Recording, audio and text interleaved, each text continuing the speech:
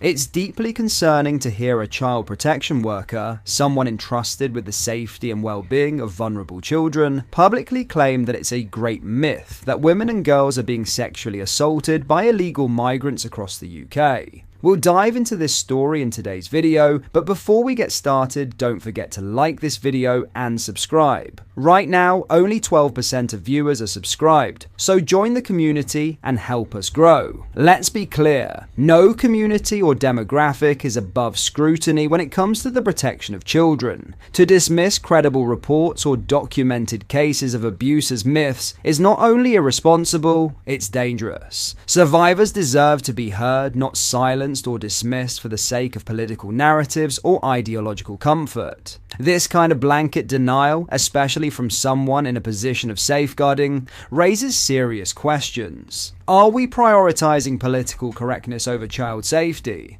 Are uncomfortable truths being buried to avoid criticism or controversy? Because if so, that's a betrayal, not just of the victims, but of the very role professionals like her are supposed to play. Nobody is saying all migrants are criminals. That would be unjust and inaccurate. But to swing to the other extreme and claim abuse by illegal migrants is a myth is equally false and harmful. Crimes, no matter who commits them, must be acknowledged, investigated, and prevented. That's how real safeguarding works. We need professionals in child protection who are willing to confront difficult realities, not deny them. Minimizing or ignoring certain threats because they don't fit a preferred narrative does not protect children. It puts them at even greater risk. Let's have a watch of what she said. Okay, have examples, 600 examples this year of children and women being sexually assaulted. Can I just tell you, I work in child protection, that's another great myth. And at the end of the day, child protection should never be influenced by personal bias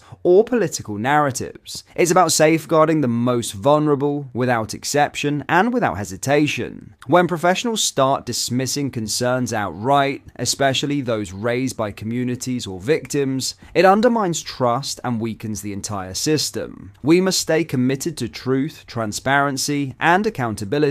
Protecting children means being willing to face uncomfortable realities, not ignoring them. That's the standard we should expect and demand from anyone in a position of public trust. In other news, an Afghan national asylum seeker has appeared in court for allegedly threatening to kill Reform UK leader Nigel Farage after posting a video on TikTok in October last year. Fayez Khan, 26, previously pleaded not guilty at Westminster Magistrates Court, where he was remanded in custody. Khan, known as Marda Pasa on TikTok, wore grey prison tracksuits and grey trainers. His face tattoo was visible to the court, along with others on his neck and hands. The defendant spoke only to confirm his name and communicated through an Afghan translator. The prosecution outlined how Nigel Farage posted a YouTube video on October 12th, which included a collection of Marda Pasa's TikTok videos documenting his journey from Stockholm to the UK on a small boat. In one of the videos, someone was seen holding a pistol. 3 days later, the court was told that Marda Pasa responded to Mr. Farage's YouTube video on TikTok. The prosecutor, Peter Ratcliffe, alleges it included a threat to kill. In the TikTok posted on October 15th, Khan said, "Englishman Nigel, you do not know me, don't talk Samt about me. I come to England because I want to marry your sister. I want to come to England to go pop pop pop." He made gun signals with his hand and head bashed the screen. Nigel Farage spoke in court, where he told the jury he found the video pretty chilling. The leader of Reform UK said, "Given his proximity to guns, I was genuinely worried. He said he understood that Khan was coming to England and he was going to shoot me." Speaking about Khan's reference about wanting to marry his sister, Mr. Farage said it was perfectly clear this was a deeply misogynistic individual. The defense asked if he thought it was a joke, to which Mr. Farage said, "Absolutely not." The prosecution told the court how Mr. Khan had a video on his phone at the time of his arrest of a GB News presenter talking about Nigel Farage's video of him. In the video, he had edited the words Marda Pasa Battalion VUK, and I mean what I say, when the presenter was talking about his alleged threats to kill. The trial continues and is due to last 4 days. Young workers taking up their initial permanent employment could receive a tax benefit worth £5,000 under proposals being revealed by the Conservative Party today. This overhaul would see national insurance payments partially diverted into dedicated savings accounts to assist with property purchases. Earlier this afternoon, Shadow Chancellor Sir Mel Stride presented the first job bonus initiative during his address at the party's Manchester gathering this afternoon. The proposal aims to support aspiring homeowners in accumulating funds for their initial property deposits, with Tories maintaining the scheme would be financed through substantial reductions in government expenditure totalling £47 billion across a 5-year period. Benefit system expenditure would face the largest reduction at £23 billion, while the civil service workforce would shrink from 517,000 to 384,000 positions, matching 2016 staffing levels and saving £8 billion. International development spending would be cut by £7 billion, with an additional £3.5 billion saved by ending hotel accommodation for asylum seekers. The plan includes restricting benefit payments and social housing access exclusively to British nationals, generating £4 billion in savings. Environmental programmes would also face cuts, with £1.6 billion saved through eliminating subsidies for heat pumps and electric vehicle purchases. Mr. Stride told Conservative Party delegates, "We must get on top of government spending. We cannot deliver stability unless we live within our means."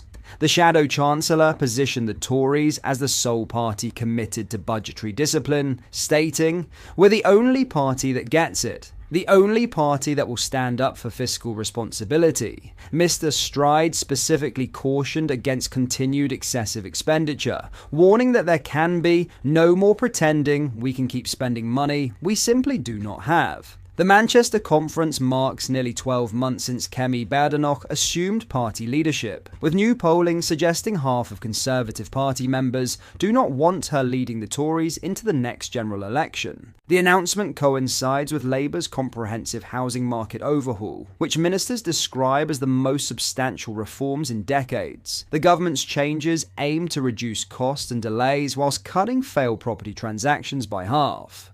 Ms. Badenoch faced significant electoral pressures, including mounting competition from Reform UK and substantial losses in this year's local elections. The party hopes its Manchester conference will help reshape public perception and establish credibility on economic management.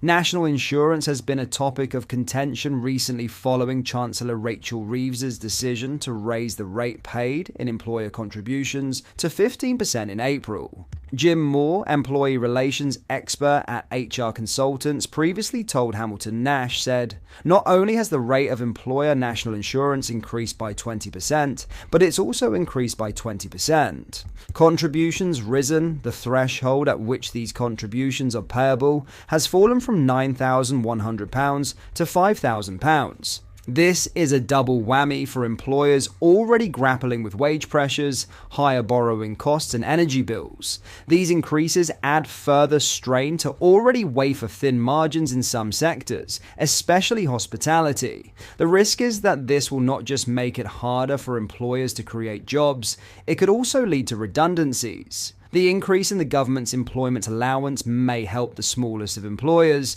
but larger employers face a steep increase in their employment costs. Some employers are already planning redundancies to offset these costs, while others are restructuring to outsource functions or pivoting towards self-employed contractors. This will be a bitter pill for an economy crying out for growth and a potential nail in the coffin for hospitality businesses already barely able to stay afloat. If a struggling business increases prices to cover rising costs, but the customer is unwilling or unable to pay more, you just lose customers. Ironically, the price increase therefore causes your revenue to go down, not up, and you go under. The government is making the same mistake with these stealth tax increases. Rachel Reeves will deliver her budget on the 26th of November, 6 weeks after the Conservative conference concludes. What are your thoughts on what we discussed in today's video? Let me know down in the comment section below.